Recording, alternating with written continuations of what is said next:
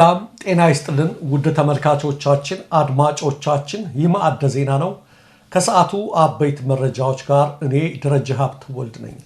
የጤና ባለሙያዎች ሙሉ በሙሉ የሥራ ማቆም አድማ በጀመሩበት በዛሬው ዕለት ወደ ጥቁር አንበሳ ሆስፒታል ለሕክምና ሄዱ ሰዎች በፖሊስ መደብደባቸውን ተናገሩ። በሆስፒታሉ በር የተመደቡ የጸጥታ አካላት ለሕክምና ሄዱትን ሰዎች ሕክምና ስለቆመ ወደ ውስጥ መግባት አትችሉም እያሉ በሚናገሩበት ጊዜ ታካሚዎቹ ፍትህ ለዶክተሮች የሚል መፈክር በማሰማታቸው ግርግር ተፈጥሮ በርካቶች በፖሊሶች መደብደባቸውንና የተወሰኑትም ታካሚዎች በፓትሮል ተጭነው መወሰዳቸውን የአይን እማኞች ተናግረዋል። ይህን ተከትሎም በስፍራው የነበረው ቀሪው ታካሚ ህዝብ የጤና ባለሙያዎች መብት ይከበር፣ እኛም ከሐኪሞቻችን ጎን ነን በማለት መፈክር ማሰማቱን የአይን ምስክሮቹ ጨምረው ተናግረዋል።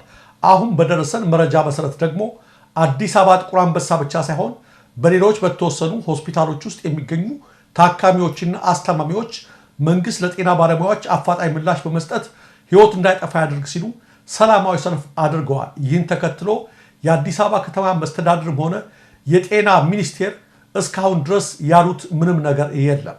ይህ በእንዲህ እንዳለ ከጫፍ እስከ ጫፍ በበርካታ የህክምና ተቋማት ውስጥ የሙሉ በሙሉ የሥራ ማቆም አድማው በመተግበሩ በማህበረሰቡ ዘንድ ከፍተኛ ችግር መፈጠሩን ከተለያዩ የህክምና ተቋማት የሚደርሱ መረጃዎች ያመለክታሉ። አዲስ አበባን ጨምሮ በአማራ፣ በኦሮሚያ፣ በደቡብ ኢትዮጵያና በትግራይ ክልል ያሉ አብዛኞቹ ሆስፒታሎች በዝምታ ድባብ ተውጠዋል ነው የተባለው። እንደሚደርሱ መረጃዎች ከሆነ በየሆስፒታሎቹ ተኝተው ከሚሰቃዩና ከሚያቃስቱ ህሙማን ውጭ አንድም ነጭ ጋውን የለበሰ ሐኪም አይታይም። ኃላፊነት በማይሰማው መንግስት ምክንያት በርካታ ህሙማን ህይወታቸው አደጋ ላይ ወድቋል። እንደ መንግስት ችግሩን ለመቅረፍ ከመስራት ይልቅ ሙያዊ ብቃት የሌላቸውን የካድሬ መርፌ ወጊዎችን በትልልቅ ቦታዎች ላይ በመተካት የጤና ባለሙያውን ለማስፈራራት ቢሞክርም አብዛኛው ሐኪም በአንድ አቋም በመጽናቱና ችግሩ ሰፊ በመሆኑ በህሙማን ላይ ከፍ ያለ አደጋ እየደረሰ ነው ብለዋል ስማቸውን መግለጽ ያልፈለጉ አንድ የጤና ሚኒስቴር ሰራተኛ። አክለውም አድማው ከዳር እስከ ዳር ተቀጣጥሏል። ከየቦታዎቹ የሚደርሱ ሪፖርቶች አስፈሪ ናቸው። የህዝብ ህይወት በዚህ ደረጃ አደጋ ላይ እየወደቀ እንዴት በሰላማዊና በጨዋ መንገድ ጥያቄ ካቀረቡ የሀገር ሐኪሞች ጋር እልክ ትጋባለህ? የባለስልጣናት ቤተሰቦች በመንግስት ሆስፒታሎች ቢታከሙ ኖሮ ይህን ያደርጉ ነበርን? እንዴት ይህን እርጋታና አርቆ ማሰብን የሚጠይቅን ትልቅ ጉዳይ በካድሬና በአክቲቪስት እየተመራ ለመጨፍለቅ ትነሳለህ? በማለትም እየሆነ ባለው ነገር ማዘናቸውን ገልጸዋል። በአሁኑ ሰዓት ከየክልሎች የጤና ተቋማት የሚደርሱ ሪፖርቶችም እንደሚያመለክቱት አድማው በሁሉም የሀገሪቱ ክፍሎች መቀጣጠሉን እንደሚያሳይ የጤና ሚኒስቴር ሰራተኛው ጨምረው ተናግረዋል። ከጤና ባለሙያዎች የመብት ጥያቄ ጋር በተያያዘ ከታሰሩት ከ80 በላይ ሐኪሞች ውስጥ አንዳንዶቹ ፍርድ ቤት የቀረቡ ቢሆንም የኢትዮጵያ ሕክምና ባለሙያዎች ፕሬዝዳንት ዶክተር ዮናታን ዳኘውንና የጎንደር አይራ ሆስፒታል ቀዶ ጥገና ስፔሻሊስትን ዶክተር ጥላሁን ሲሳይን ጨምሮ አብዛኞቹ ፍርድ ቤት እንዳልቀረቡና ወዴት ተወስደው እንደታሰሩም እንደማይታወቅ ተገለጸ። በመሆኑም የሕክምና ባለሙያዎች ንቅናቄ ባወጣው መግለጫ ዶክተር ዮናታንን ጨምሮ እስካሁን ድረስ ፍርድ ቤት ያልቀረቡ ሐኪሞችን መንግስት በህጉ መሰረት ፍርድ ቤት እንዲያቀርባቸውና የታሰሩበትን ቦታ ለቤተሰቦቻቸው እንዲያሳውቅ ጠይቀዋል። የሀገሪቱ ህግ አንድ ተጠርጣሪ በፖሊስ ከተያዘ በ48 ሰዓታት ውስጥ ፍርድ ቤት መቅረብ እንዳለበት ቢደነግግም ያለምንም ጥፋታቸው የታሰሩት አብዛኞቹ የሙያ ባልደረቦቻችን እንኳን ፍርድ ቤት ሊቀርቡ የት ቦታ እንደታሰሩ መንግስት አላሳወቅም ያለው ንቅናቄው የሀገር ውስጦችን ኢሰመኮንና ኢሰመጉን ጨምሮ ዓለም አቀፍ የሰብአዊ መብት ተሟጋቾች በጉዳዩ ዙሪያ ድምጻቸውን እንዲያሰሙ ጥሪ አቅርበዋል። ንቅናቄው በመጨረሻም የህክምና ባለሙያዎችን በልቶ የማደርን የመብት ጥያቄ በማፈን በማሰርና በማንገላታት ፈጽሞ መቀልበስ አይቻልም። ይህን ተከትሎ ዶክተር ስምረት ገበየው በማህበራዊ ትስስር ገጿ ዛቻ፣ ማስፈራሪያ፣ እስራት አይገባንም ትላለች። መማር ምንም ትርጉም እንደሌለው የገባኝ አሁን ነው። ድሮ ልጅ እያለሁ ዶክተር መባል ትልቅ ክብርና ጥሩ አቅም ያለው ሰው ይመስለኝ ነበር። በእርግጥ ስማር በታማኝነት ያስተማረኝንና የረዳኝን ቤተሰቤን፣ ህዝብና መንግስት ለማገልገል ነው። ይህ በደንብ ይገባኛል። አሁን ላይ ያንን የገባሁትን ቃል ለማክበር ቢያንስ እኔ በግል መኖር በልቶ ማደር አለብኝ። አንዳንዴ በጣም ርቦኝ ወደ ስራ ሄዳለሁ። ለበሽተኛ የሚመጣ ምግብ ለመብላት ተመኝቼም አውቃለሁ። ለታክሲ መክፈል ስለማልችል በአውቶቡስ ውስጥ ተሳፍሬ አሮጌ ስልኬን ተሰርቄም አውቃለሁ።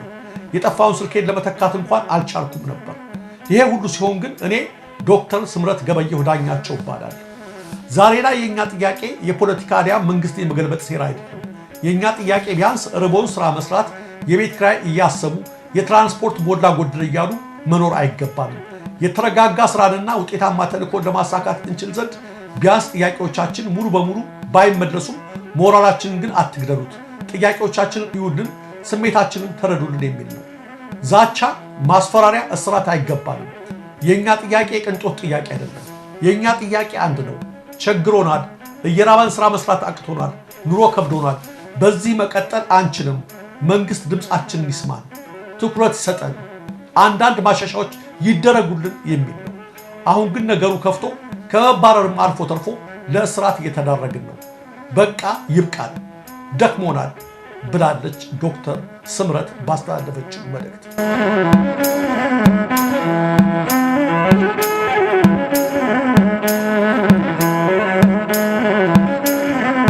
ትግራይ ጊዜያዊ መስተዳደር ፕሬዝዳንት ሌተናል ጀነራል ታደሰ ወረደ ከኦሮሞ ብልጽግና የጋሻና የጦር ሽልማት ተበረከተላቸው። ጀነራል ታደሰ ከኦህዴድ ጋሻና ጦር የተሸለሙት ብልጽግና በዛሬው ዕለት ለሚከፍተው ድርጅታዊ ስብሰባ ትናንት ጅማ መግባታቸውን ተከትሎ ነው። በሌላ በኩል የፌደራል መንግስት የፕሪቶሪያን ስምምነት ለማፍረስ ብዙ ርቀት እየተጓዘ ነው ሲል በነ ዶክተር ደብረጽዮን የሚመራው ህወሓት በድጋሚ አስጠነቀቀ። የክልሉ የጸጥታና ሰላም ቢሮ የፌደራል መንግስት አቶ ጌታቸው ረዳን ተጠቅመው ከፕሪቶሪያ ስምምነት ውጭ በተደጋጋሚ ትንኮሳ በማካሄድ የፕሪቶሪያውን የሰላም ስምምነት ለማፍረስ ብዙ ርቀት እየተጓዘ ነው ሲል ተችቷል።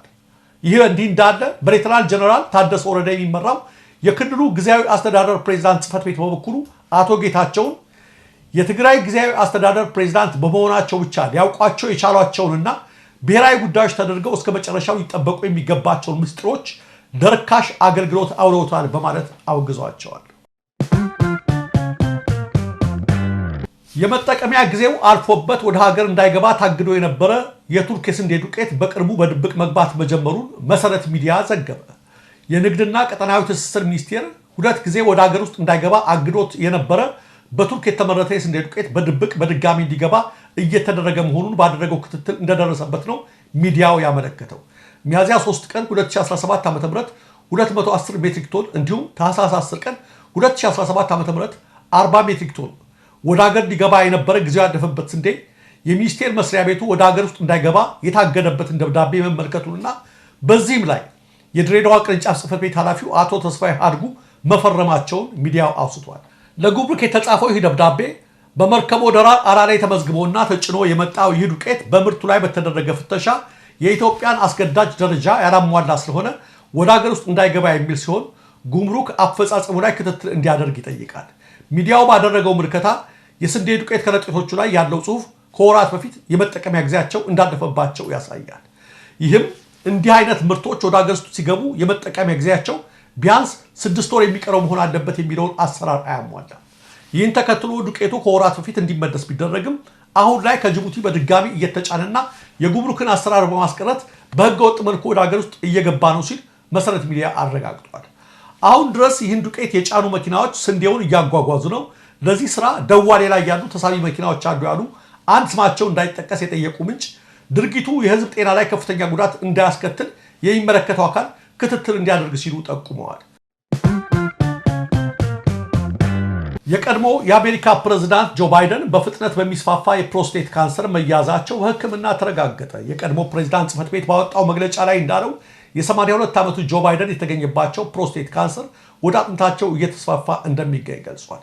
ስልጣናቸውን ጥር ወር ላይ የለቀቁት ባይደን ባለፈው ሳምንት ዓርብ ባደረጉት የሽንት ምርመራ ካንሰር እንዳለባቸው መታወቁ ተገልጿል። እንደ ዩኬ ካንሰር ምርምር ማዕከል ከሆነ ጆ ባይደን ህመማቸው ከፍተኛ ደረጃ በሚል የተለየና በፍጥነት የሚዛመት ነው። ባይደንና ቤተሰባቸው የህክምና አማራጮችን እየፈተሹ መሆኑንም የቢቢሲ ዘገባ ያመለክታል። የቀድሞ ፕሬዝዳንት ጽህፈት ቤት ካንሰሩ ሆርሞን ሴንሲቲቭ መሆኑን አስታውቆ ይህም ማለት በህክምና በቁጥጥር ስር ሊውል ይችላል ማለት እንደሆነ አብራርተዋል። ጆ ባይደን የምርመራ ውጤታቸው ይፋ ከሆነ በኋላ ከደጋፊዎቻቸውም ሆነ ከተቀናቃኞቻቸው ወገን መልእክቶችን ተቀብለዋል። ፕሬዝዳንት ዶናልድ ትራምፕ በትሩዝ ማህበራዊ ሚዲያ ገጻቸው ላይ እርሳቸውና ሜላኒያ ትራምፕ የጆ ባይደን የህክምና ውጤት ሲሰሙ ማዘናቸውን በመግለጽ ለባለቤታቸው ለጂል ባይደን እና ለቤተሰቦቻቸው መልካም ምኞታችንን መግለጽ እንወዳለን ብለዋል። የቀድሞዋ ምክትል ፕሬዝዳንት ካማላ ሃሪስ በበኩላቸው በኤክስ ገጻቸው ላይ እርሳቸውና ባለቤታቸው ዳግ ኢምሆፍ የባይደንን ቤተሰብ በጸሎታቸው እንደሚያስቡ አስፍረዋል። ጆ እጅ መስጠት አይወድም። ይህንንም ተግዳሮት ሁልጊዜ ህይወትንና አመራርን በሚጋፈጥበት ተመሳሳይ ጥንካሬ፣ የመቋቋም ብቃትና ተስፋ እንደሚጋፈጠው አውቃለሁ ብለዋል ካማላ ሃሪስ። ባራክ ኦባማን በኤክስ ገጻቸው ላይ እርሳቸውና ባለቤታቸው ሚሼል ኦባማ የባይደንን መላው ቤተሰብን በጸሎት እንደሚያስቧቸው ጽፈዋል። ባራክ ኦባማ እንደ አውሮፓውያኑ አቆጣጠር ከ2009 እስከ 2017 ድረስ ፕሬዝዳንት ሆነው አሜሪካን ሲያስተዳድሩ ጆ ባይደን ምክትላቸው ሆነው አገልግለዋል።